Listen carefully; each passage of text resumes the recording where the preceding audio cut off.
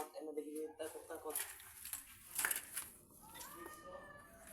Ayan guys, comment lang kayo mamaya kung ano, mga katanungan kung paano mag-install ng ganito na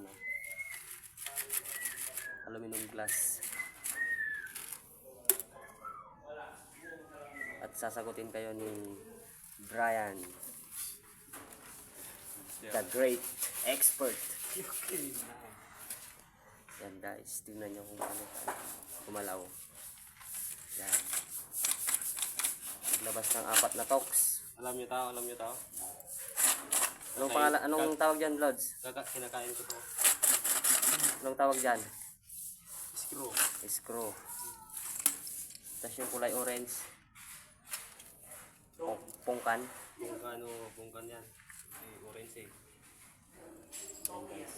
Yan guys, tignan nyo kung paano sa nagpasok ng Pasok ng ano. toks sa Anong pinapasok sa ano? yun expert talaga.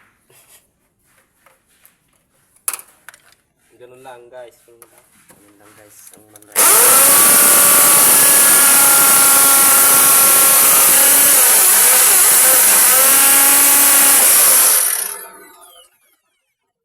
Yung pangbato pwede rin sa aluminum.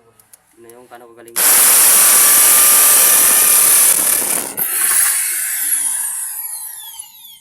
Yung pambato na bala ng drill ginawang pambutas sa aluminum.